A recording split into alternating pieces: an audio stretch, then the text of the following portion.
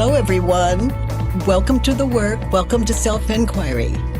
My guest today is Nimet, and she's doing the work on, guess who? Santa Claus. And she is not a believer. She passes that on to her sister, and all hell breaks loose. Join me and Nimet as we see what's true and what's not.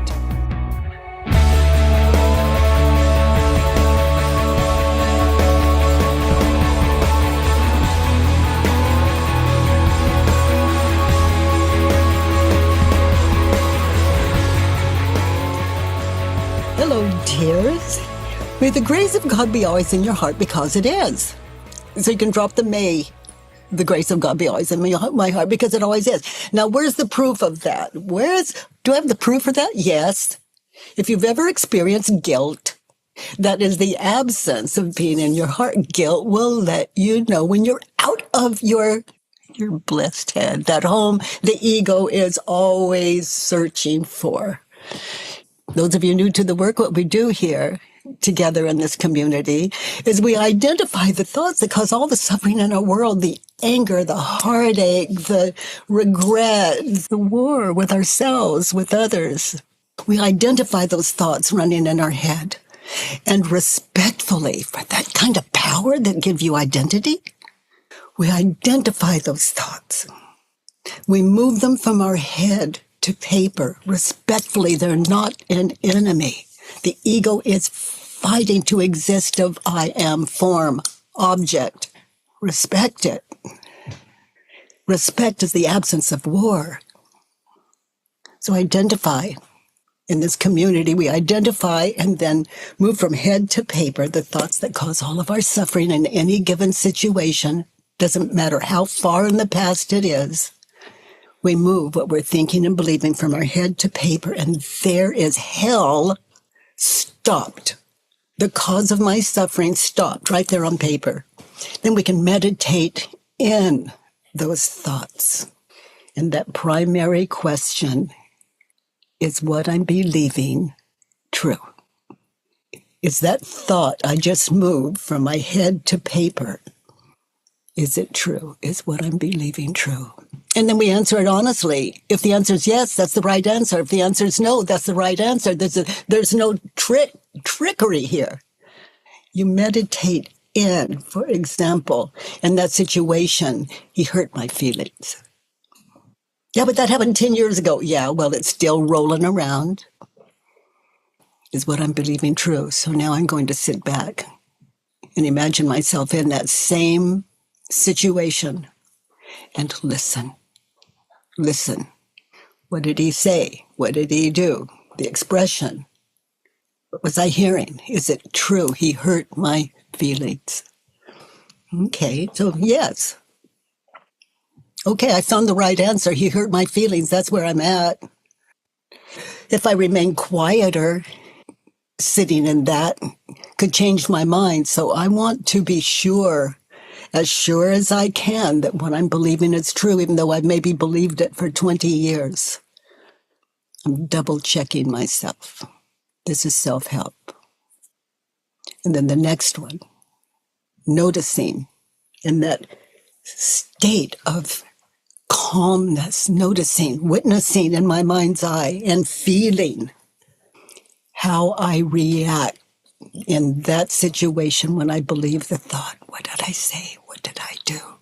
What was my body language? Oh, holy hell. You want to see holy hell?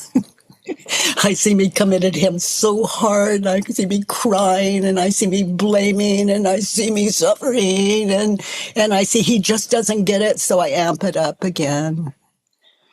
And as I witness how I treated him, what I said, what I did in that situation. Yes, he said what he said. Yeah, okay, great. I've been practicing that. I've been sitting in that practice for years. So now the practice of looking at myself. How did I react? What did I say and do? How did I treat him? Did I talk about him behind his back? As I meditate in how I react when I believe the thought, he hurt my feelings. Okay, those of you new to the work, no one can give you what I'm giving me right now. I can't change the cause of my suffering, but I can wake up to it. And we all know when we're suffering, there's a clue. It's not as though we don't have a heads up. You can't hurt me. What I'm thinking and believing about you, that hurts me. Even if you slap my face, I'm aware of even physical pain is either remembered or anticipated. But it certainly is a sign for me to look to myself. What did I say? What did I do that may have caused you to hit me? It doesn't mean you didn't hit me. It doesn't mean it wasn't valid. I get it. You're right. I did it. I said it. Or I can just double down on the grudge. In that situation where I'm believing he hurt my feelings, I'm going to get really still. Drop the thought he hurt my feelings now. I'm clear enough to listen. And I'm safe enough to be from here now, out of his presence, here now in that situation where I'm not in any danger of having my feelings hurt or my life taken or being brutalized or just mildly irritated. I'm at a distance, okay, from here now. Who am I listening to him when he said what he said and did what he did without the thought he hurt my feelings? Oh, the information there. The ability to see what the ego would not allow. The ego's like a smoke screen. This is Earth School. There's something beautiful going on, and then there's the ego's fight for survival to be I am. But that's a gift. That I am here in this world is a gift. This is Earth School. There's no downside, in my experience, to Earth. Don't believe me. You know, in this community, we test it. You know, if I'm a teacher at all, I've got a little experience. And if I'm a teacher at all, I've got 4 questions that I can't give you those answers. I've got 4 questions. You know, I received an email from a psychologist today that is giving his patients the work. He's finding it so powerful. And it's for everyone. It's for everyone. It's for everyone. Where's the power in self-inquiry? In you. Those are the answers no one can give you but you.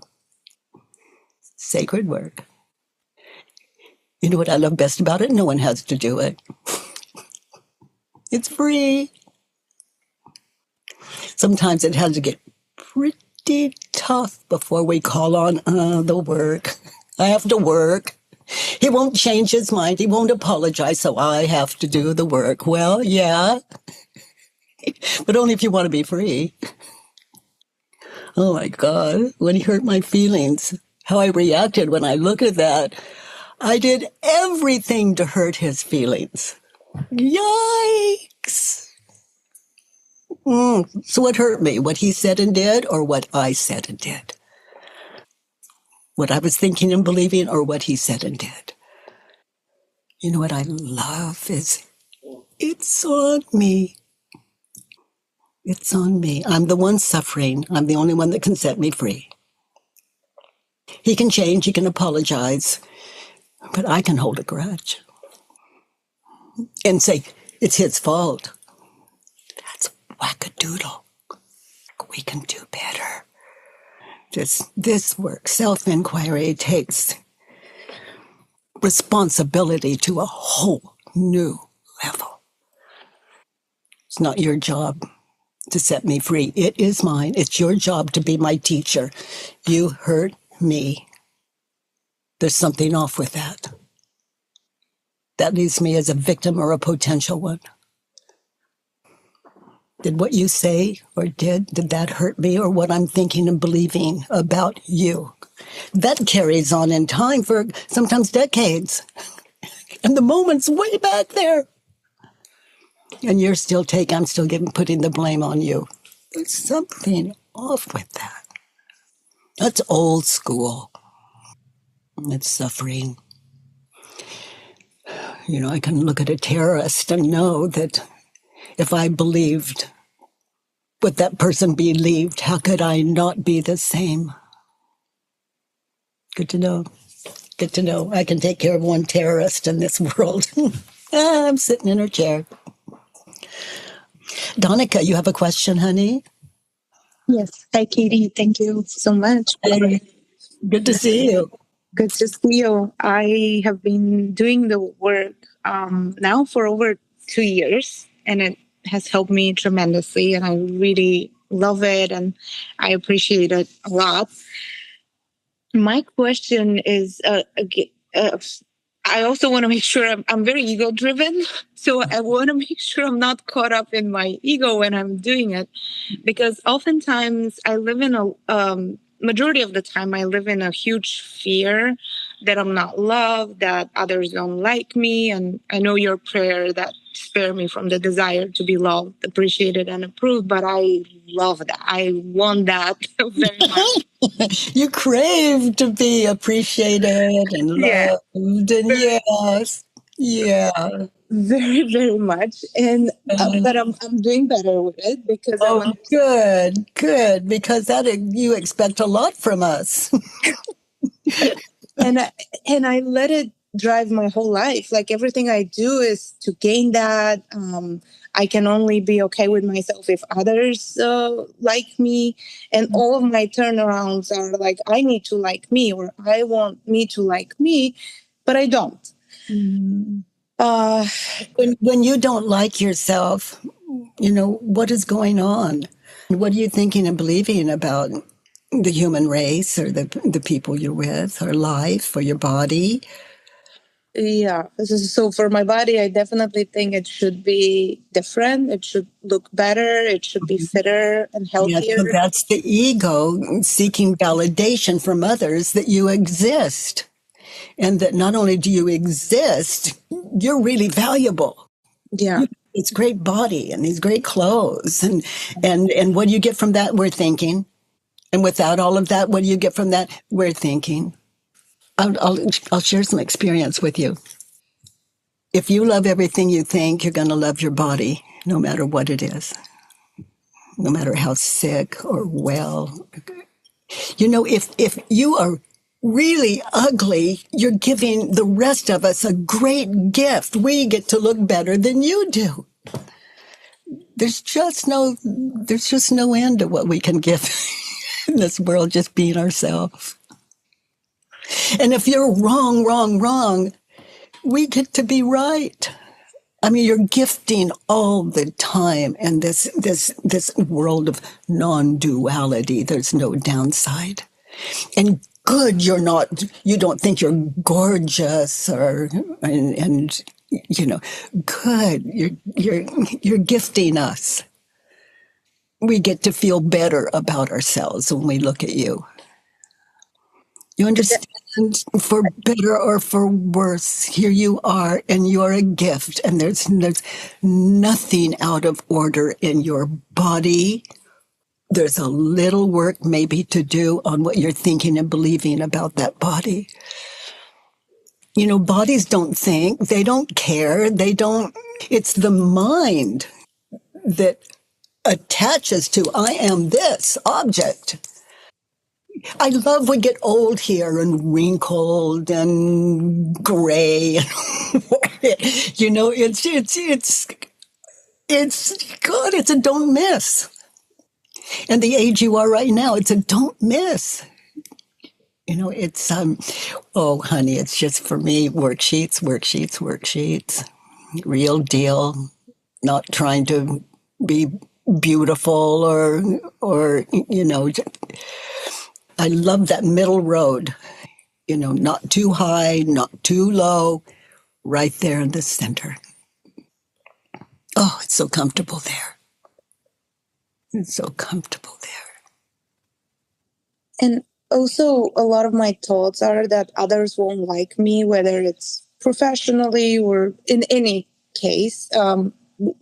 generally that's my biggest concern, that others won't like me.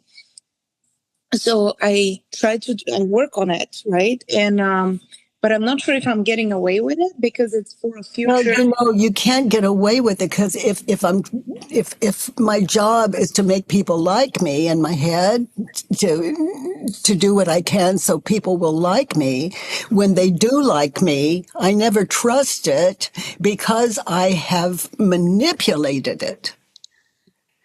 They could be telling the truth, but I can't buy it because I manipulated to get it.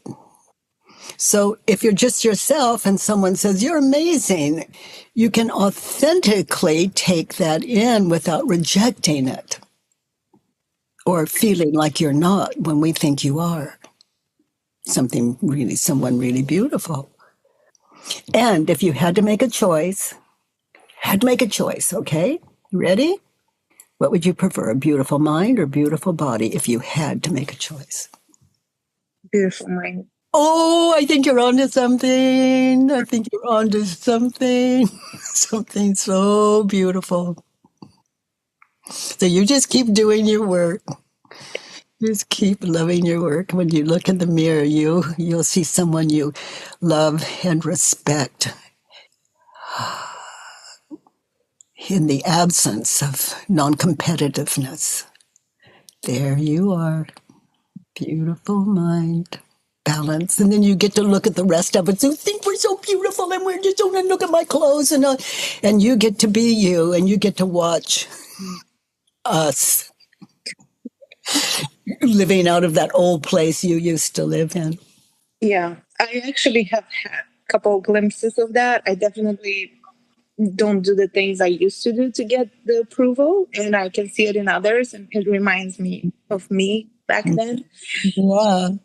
Oh, I love you have that reference point that's beautiful.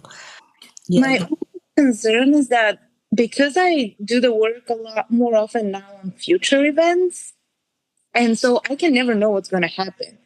So, yeah, for example, there is a future, or even now when I speak, this is a great example because I feel the same thing whatever I do, right? Like, do others like me? Are they judging me? Are they criticizing me? Yes, we're judging you all the time. We wouldn't even know your name if we didn't judge you that's your name. We're going to judge you. Know that. That's what the ego does. You're judging us as though Yeah. you know what we're judging about you, but you don't.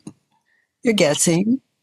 But then if I put it on paper, it's like they're not gonna like me, for example. When I sit on it, so it's like one belief at a time. That's the process I follow. And then I sit with my mind and I try to meditate, and I'm like, well, I don't know. I don't know if they're gonna, because it's a future event. Yeah, so they don't like me. Is it true? I don't know. I don't know. Yeah. But in that situation, I was believing yes. And I just sitting in that question, can I really know that it's true? I can't. So then how do I react when I think the thought, they don't like me? And then I notice that tendency to say what I think they want me to say, to smile when I think they think I should smile, to laugh at their joke when I think it's not funny, to smile like and I'm thinking in my head, you don't know what I'm thinking in my head when I'm smiling and doing, you can't know. The thing is, are you liking them when you're believing they don't like you, or are you performing? Someone that doesn't like me, they hold the key. They show me things that I don't want to see. If someone says something to me and it hurts me, they could be right. They could be right. I'm not going to throw it away and defend it and think I've been harmed and hurt before I consider, are they right in what they say about me? Yeah. Okay. And then when I ask, And sweetheart, I would do the work on mother, father, sister, brother, and all of it will all come out in the wash for you. Not trying to manipulate a specific thing like the way we see you. How do you see you? Do your work, mother, father, sister, brother, neighbor, world, politicians. I did actually. I did the I Need Your Love. Is it true? I read the book twice. I did the process of like how I want my mother to see me, how I want my father to see me, how I want God to see me, or what I want them to tell me, or Well, I would fill in the worksheet answering the questions rather than manipulating your own, because the ego, it's a checkmate, that worksheet 1 through 6, those questions, it's a wrap. There's nothing outside of it. It's complete. There's nothing missing. Trust it. That's how the ego works from start to finish in any given moment. It is when you fill it in, you're filling in the cause of all suffering. And everything you're looking to find by making it about yourself, if you just fill in worksheets on mother, father, sister, brother world, you're going to find what you're looking for. okay. It's living in the back door. The ego's not going to offer it up for you. Mm-hmm. It's going to. Yeah, I think that's where I am a little bit. Yeah. Yeah. Okay, got it. I'll work on that. There you are. There you are, honey. Oh, what a relief to be able to drop your motive about, all about you and judge other people and then see what you see in yourself. And that wakes you up to everything you're desiring as I understand you, as I listen to you. Okay, honey, you're not alone. You're not alone. People looking for a self fix. That is the self looking for the self. And so it's going to keep coming up with what it's already got. But yeah, just trust that Judge Your Neighbor worksheet and the One Belief at a Time worksheet. But think you've got this, honey. I hope so. And you just keep coming back if you don't, okay? But if you read, like on a Judge Your Neighbor worksheet, choose a complaint about anyone in the world or the world. Get in touch with a stressful situation with someone or a group of people. For example, an argument. And as you get still and meditate on that one specific time and place, anchor there in that situation that was where you were hurt, and fill in the 6 questions below. Short, simple sentences. And have an amazing life. Even if it's for a future event, what I want to happen, or no, go back into the past. Okay. Yeah. Start from your childhood, your earliest memory, and let your ego just fly.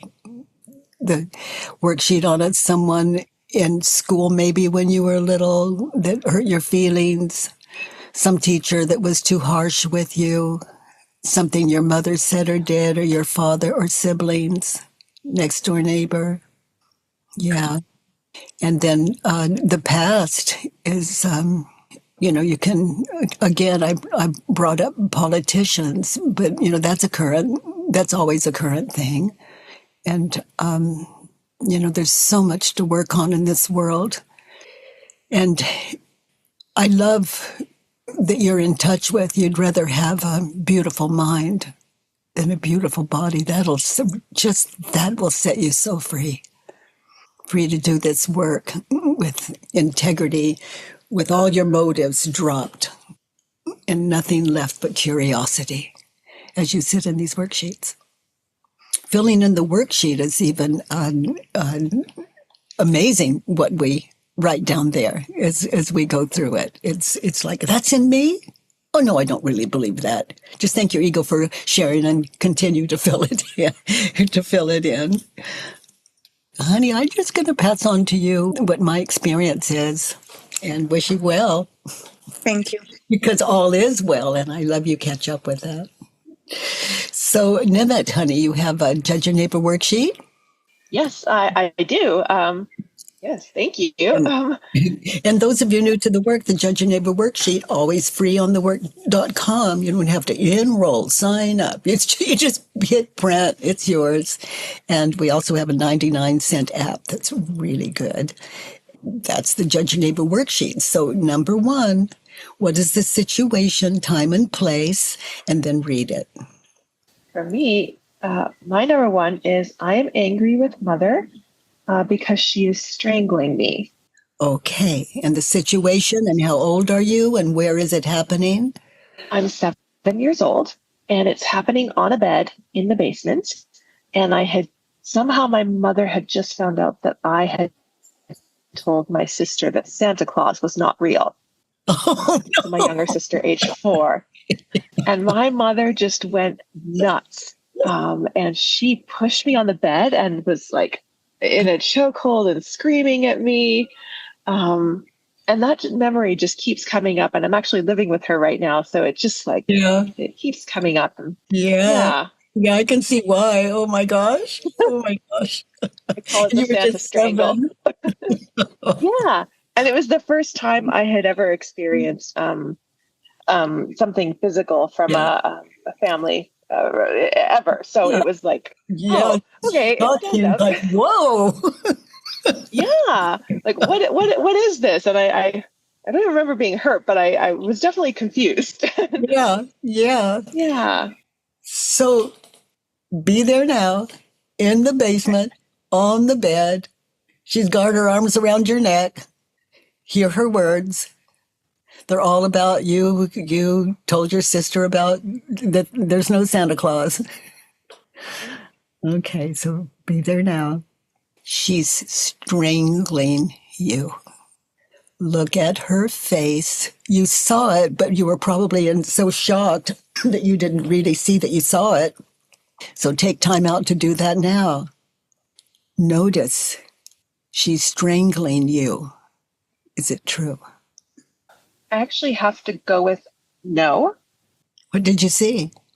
That I can still breathe, that I'm not actually being like choke held. Wow. So her hands are around your neck. Yeah, they're like right here, but they're like pushing, but they're not like. She's not strangling. Yeah. So she's a little girl, precious little 7-year-old. She's not strangling you. So just be there, relax into it. Continue to look into her eyes, in her face. Look at her. How do you react when you think the thought, she's strangling me? I just feel terrified. I don't even like. Yeah, that's a mother you've never known before. Like she's been shopping. Santa Claus is coming. That's her joy. And oh, you kids, and you and you just she loves that thing, and you killed it. I was just telling the truth. You told your sister. Saving her from a lifetime of disappointment. Like, this is nice. Oh, you were just doing such a good deed. So good. I learned something. And you overrode you overrode your mother, who taught you there is a Santa Claus. And you discovered the truth, and you overrode your mother. You told your sister. Yeah, I had to. Yeah. Well, so when you told your sister? What did you want? What did you want from your sister when you told your sister there's no Santa Claus? How did you want her to see you? What did you want from her? Like a hero. Like I discovered something. Like, oh, okay. So just notice. There's a joy. I'm a scientist by training, so discovery is like the most joyful thing in the world. Yeah, and you just want to pass it on like a good scientist. Yeah, like a helper. Like I felt like a protector of her, and I don't know. I just didn't want her believing lies. Yeah, so be there in that. It was a good deed in your experience. It's like you knew the big secret. You're going to pass it on. And look at your mom without the thought she's strangling me. Even though she has her hands around your neck, she's not blocking your airwaves, nothing that. She just What do you see as you look at her without the thought she's strangling me, even though she is? What do you see? Someone who's just nuts, like someone who is, I just keep seeing this wounded animal with eyes that are just like not in reality, like just crazy, Yeah. like panicked almost, Like you stole one of the most precious jewels she could ever offer. You know, the joy of Christmas surprise. You killed Santa Claus. You killed Santa Claus. Your sister Santa Claus. You killed her Santa Claus. And you killed your mother Santa Claus for your sister. this is a good thing. Unless you're your mother. Oh. Did you love Santa Claus before you found out there was no Santa Claus? It honestly just never sat right with me. It just didn't add up. Like the math just didn't add up. Okay, she's strangling me. Turned around in that situation, I strangled her. When I told my sister there is no Santa Claus, I strangled my mother. I can't go there. The only way I can go with that turnaround is she's doing something abusive and violent. And I just have this sense of like, kick her off of me. Like she's wounded, she's tranced. I just feel a sense of self-defense is. But from here, you're safe to go back and look again. You're safe. She doesn't have her hands around your neck now. That's what I love about this. We've got a distance and time and place, and there's no danger in doing it. Sitting in it again, even though it does take courage. I strangled her. Her idea of Christmas, the way she wanted it presented, and the way she prepared the packages that night when you went to bed for 7 years and woke up and there was gifts were left. And you never bought it, but your sister. You took her Santa Claus and your mother's Santa Claus away from your sister. Just seeing from your mother's position, honey, not yours. It was all just silliness to your scientific, beautiful head. Yeah. But that was your mother's joy and your sister's anticipation of Santa Claus coming. You didn't do wrong, honey, unless you knew it at the time. I, to be honest, I still am having a hard time even seeing it now. I think what I can sort of see is like sometimes if you tell somebody the truth that they're not quite ready to hear, it can be experienced in a very, someone might not react well to becoming untrans. I don't know. I think that's it, honey. I think that's it. Yeah. Both my mom and sister are still trans all the time, like television. My sister went through addiction at a young age. And I'm like, God, someone has to tell you the truth. But yeah. People don't always want to know. You know, it's a policy I find really, really useful is for me to understand that my good news is not everyone's good news. And people like to believe what they're believing if it brings them joy. But a little 7-year-old, honey, you couldn't pack all of that in. You had good news. There's no Santa Claus, sister. This is, good news. It's what I know the secret. And I didn't think about impact on parents because I'm like, well, I'm your buddy. Like, I have duty to, there was something like, oh, parents are always wrong. Like there was. That's how you took your sister Santa Claus. And out of delight and gifting. Okay, so. She got the truth. That's a way better gift. You had a duty to tell her. Is it true?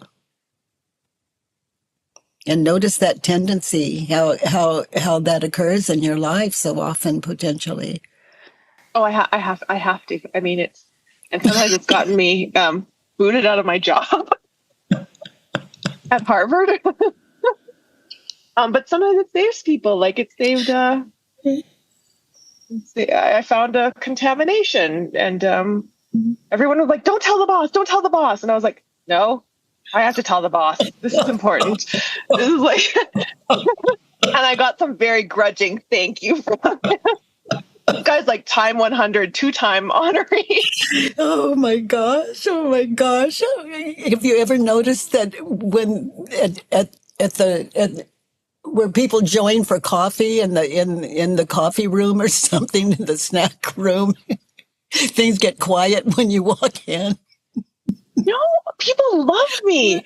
Oh my gosh. Well, I can understand that. You're working with some very bright people, I'm guessing.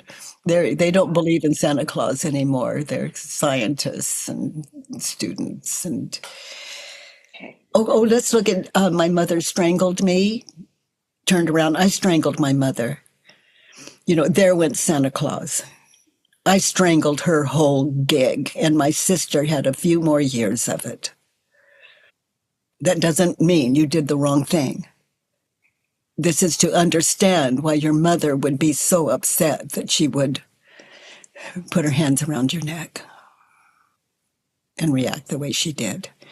You strangled her Christmases, and you're innocent. You didn't know any better, but you understand it now. Will give you a whole different mother, whole different understanding. Sometimes hurt looks like that. It looks like people can react in violent ways and justify it. I just keep going to when I strangle her, I just keep seeing like I'm doing a favor by, I look at that situation. If I could relive it, I would just kick her off of me and just say, "Don't you ever do that to me again." And, we could have a conversation about how hurt or whatever. I just feel like I'm strangling her by allowing her to keep strangling me. Like, this is just insane. I wasn't hearing until just now that you thought you even had a choice. She had her hands around your neck, and you were obviously frightened. Yeah. Yeah. I didn't have. You were doing a good deed. You were innocent. To your mother's mind, you blew the whole Santa Claus thing and Christmases, that one and the ones to come. And that was your mother's state of mind. It's important you understand her state of mind.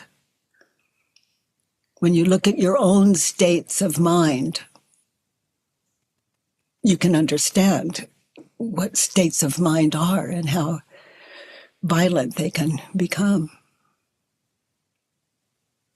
Let's look at 2. In that situation, all of you, when you're working a worksheet, really work all of them thoroughly, but really work number 1. Get open right out of the gate, and then 2 through 6 will just give you this open window and understanding and freedom. So number 2, in that situation, what did you want your mom to think, say, feel, or do? Okay. I want her to not be violent, to leave it alone, to laugh it off, and to see my innocence. Okay. You want her to see your innocence. Look at her. Her hands around your neck. Look at her. She's pretty out of control. You want her to see your innocence in that situation. Little girl, look at her. Is it even possible? You want her to see your innocence. Is it true when you consider you did tell your sister about Santa Claus? Your mother's upset. You want her to see your innocence in that situation. Is it true? I have to go with, because I've worked this already, I have to go with no. I can feel in my body how much it sucks to just remember, like anchor my mind in that situation on the bed where it's like, I want that. I'm not present to look out for myself. Then that is very true then, but here you are grown.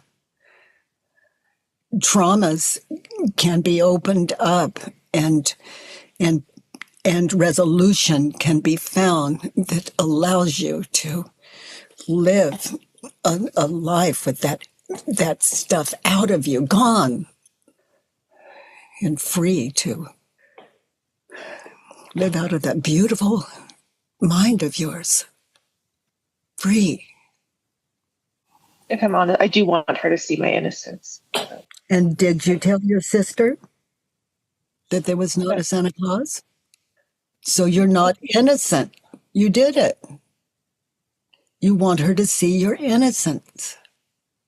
Notice how you treat your mother and for how long you've held this thing. Notice how you treat your mother when you think the thought, I want her to see my innocence. Notice how that has affected your life. I want her to see my innocence in that situation, time, and place. I get a sense of one-sidedness, if that makes sense. So say more. As I look sort of throughout the rest of my life, it's always been like, you did this to me. I want you to see my innocence. I want you to see my innocence. And until you see it, I am not going to see yours.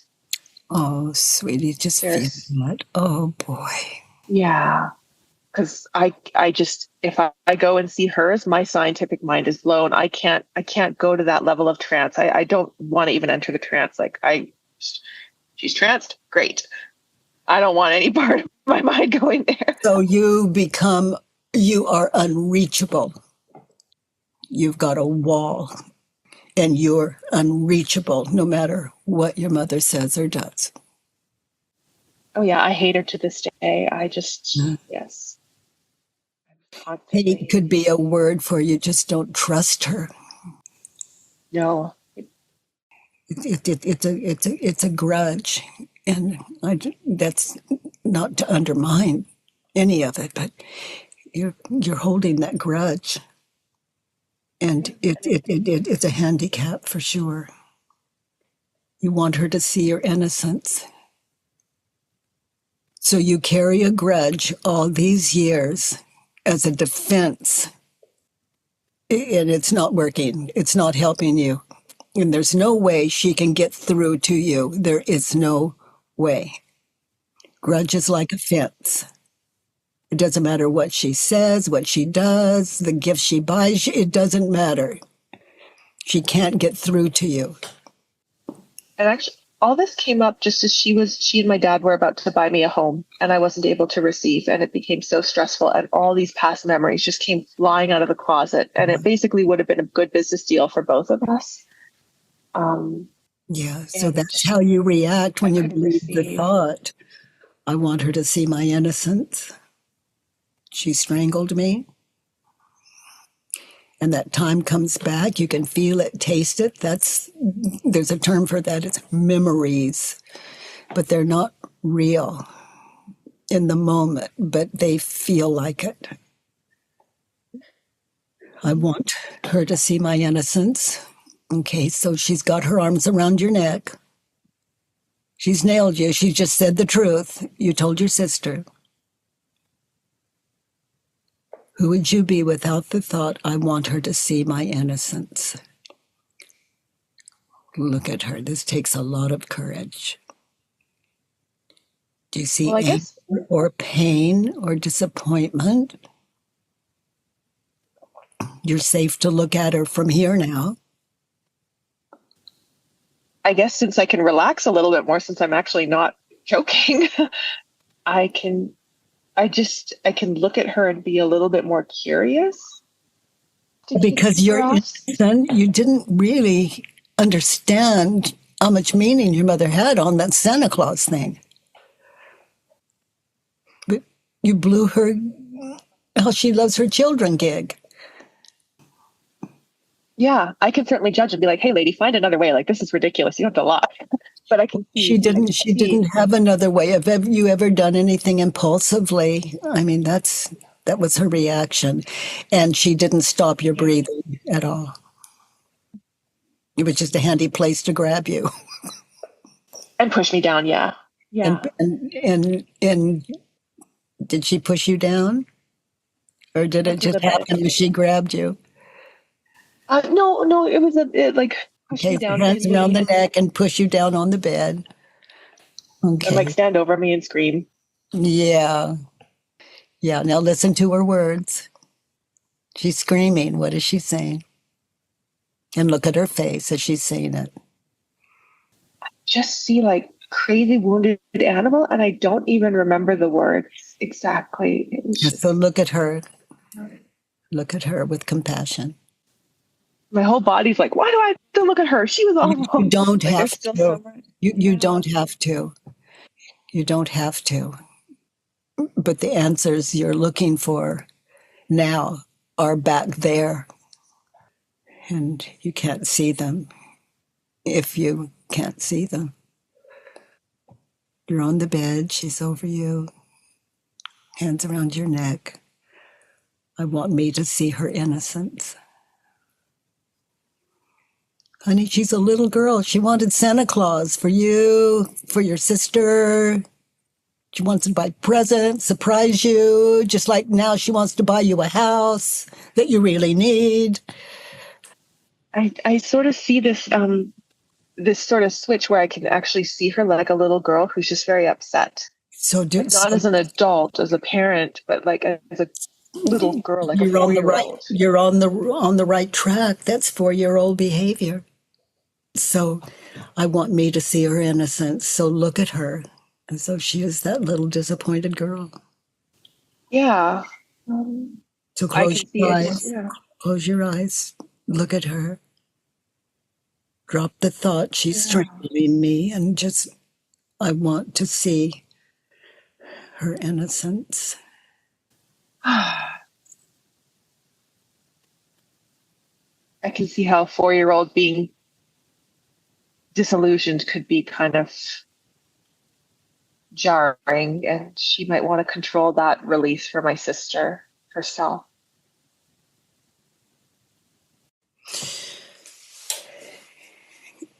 I'm guessing that it goes kind of like this. She's been out there looking forward to it. She goes out, she's shopping, she's buying stuff, and she's just going to surprise you guys. And she's just got the Christmas joy and the trees up and all of that's going on. And now there's no Santa Claus. There goes Christmas morning. How am I going to solve this problem now? How am I going to, what am I going to tell my kid? Yes, honey. Yeah. I want me to see her innocence.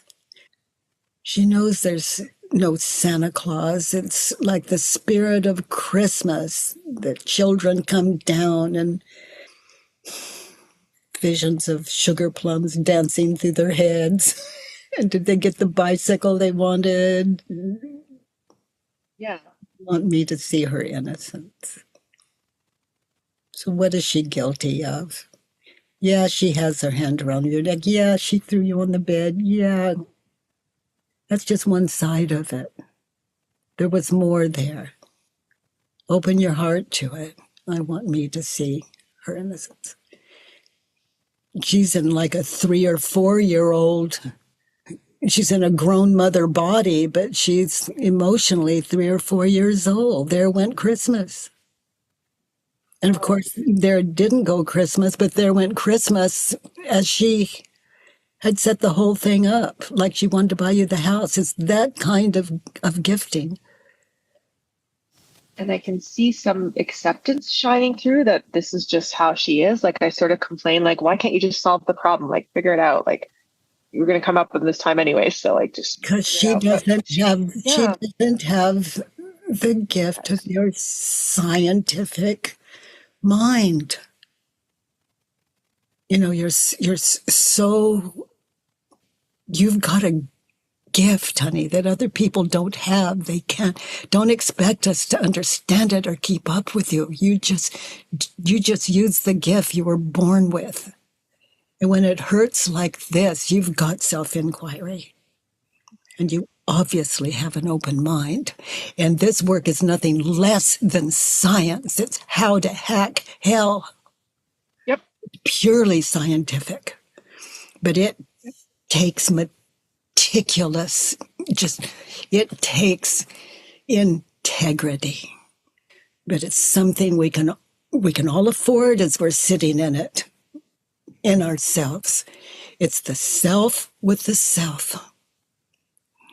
And it's how to set you free. And that's what mothers are for.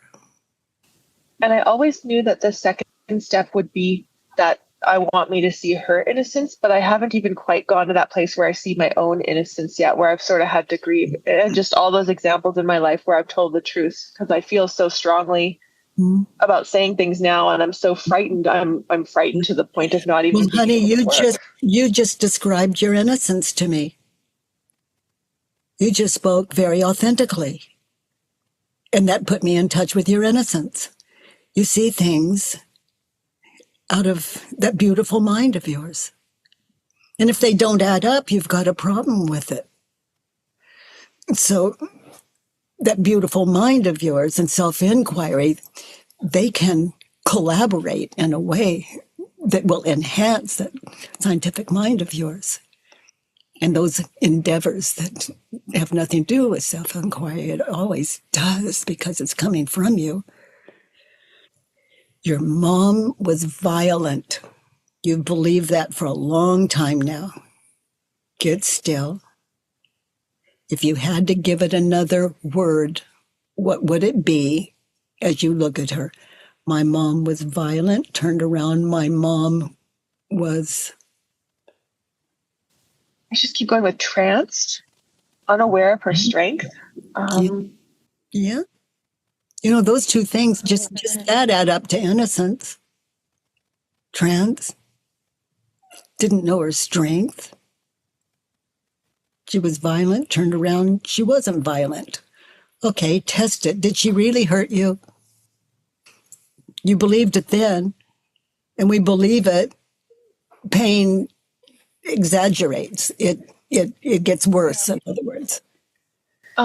Physically, maybe there was a little bit in the force, but I don't think it was. It was more the psychological, like the conditioning. Like, if you ever tell the truth again, you're going to be hurt. You'll be punished. And that just sort of translated into if you be yourself, then you'll be hurt and punished. And that's depression, suicidal behavior, more punishment.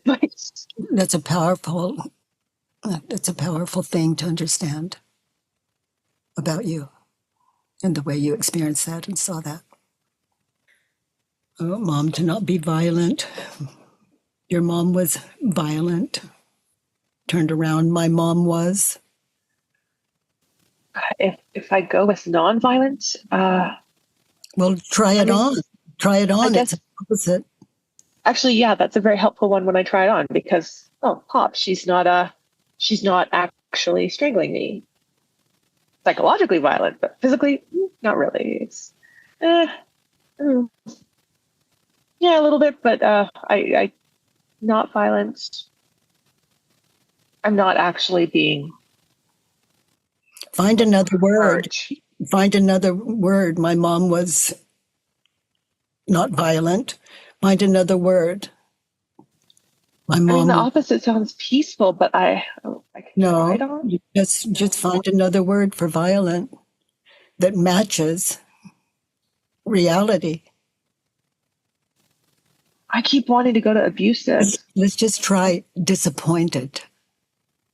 My mom was violent, turned around. My mom was disappointed.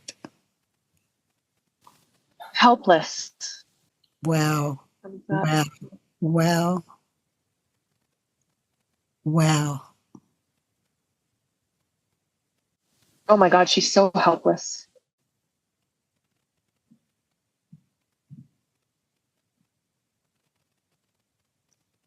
Yeah. And you're there to catch her every time. And I'll say this just because I don't even know how to set this up at the work, but we don't have good internet connection. It's always on and off. So I have my phone sitting next to me in case we get cut off. And that's because no one will, my dad refuses to make the call. My mother refuses to make the call. They put it on each other. And I'm like, okay, should I do it? And then if I do something and they don't give me To make what call? To make what call? To the internet provider. If I make a phone call to the internet provider and I don't get their explicit permission, I will be punished. So that lives in me. So I don't even take the steps to go fix our internet because I'm scared. And it's crazy how much it lives in me. I don't take steps to move out. I don't. What is the worst that can happen? They're going to say you did it wrong. You should have done it different. They're going to judge you. They'll throw me on the bed, scream at me.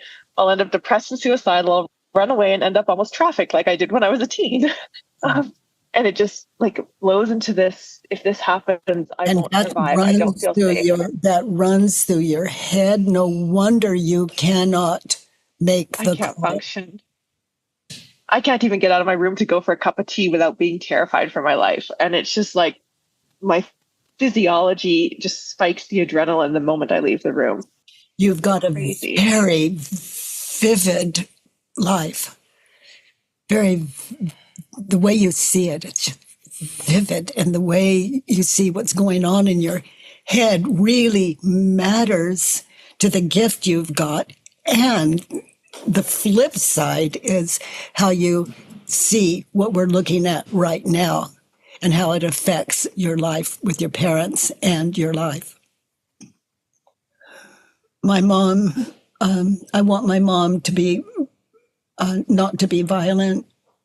My mom was violent, turned around. My mom was disappointed. And my mom didn't hurt me. And what I was thinking and believing about what would come next hurt me. And that's yours. That's not hers. That's your ego. You can respect it to fight for your existence, your identity, existence of identity. Like you were so, as far as I can tell, innocent, trying to educate your sister. Yeah. Innocent. You had no idea the house of bricks your mother had built around that and her hopes and dreams and wanting to pass her childhood on to her daughters. And I can see a little bit more innocent when I think of, if we were matched in age, emotionally, some might have been you were.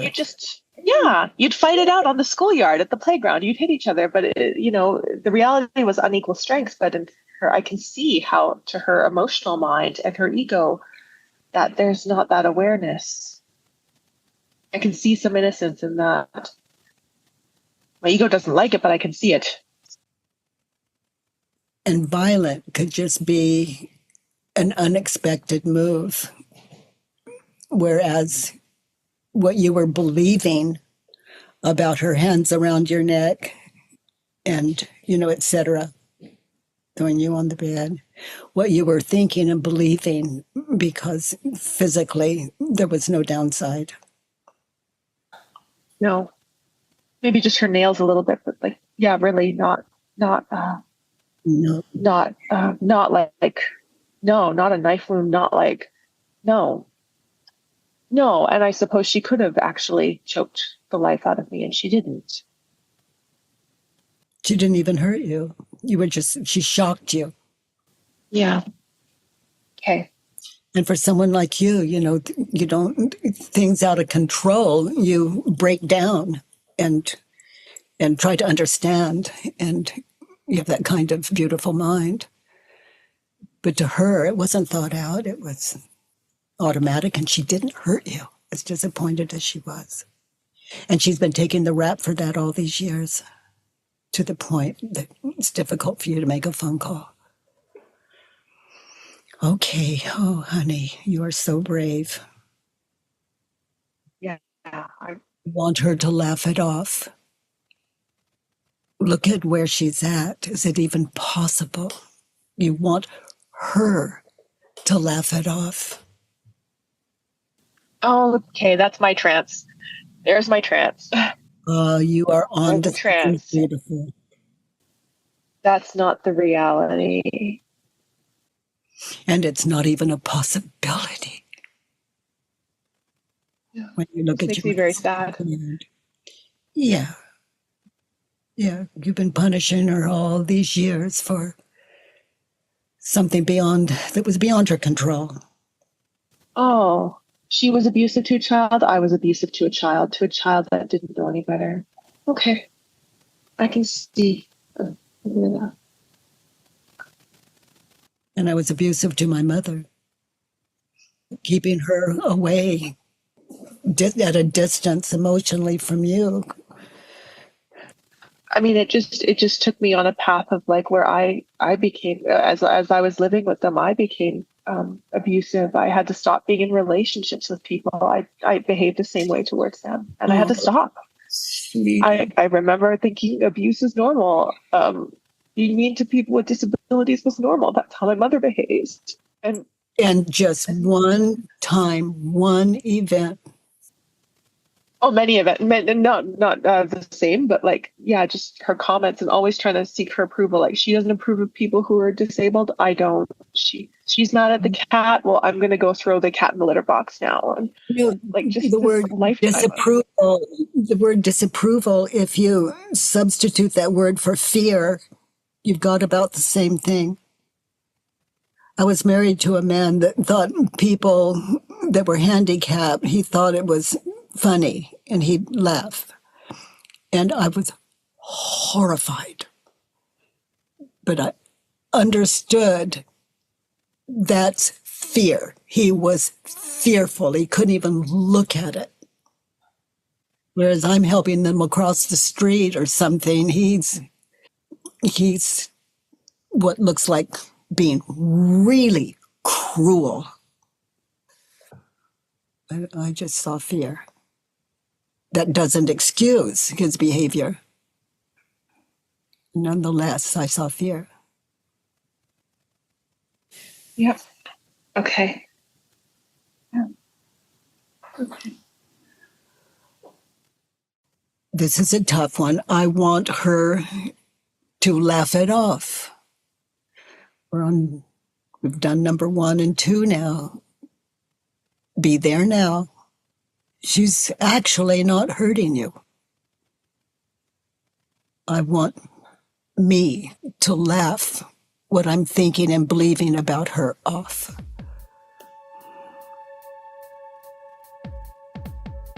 You ended her dream, the Christmas dream. And look at her. She's like a little girl. She's so disappointed.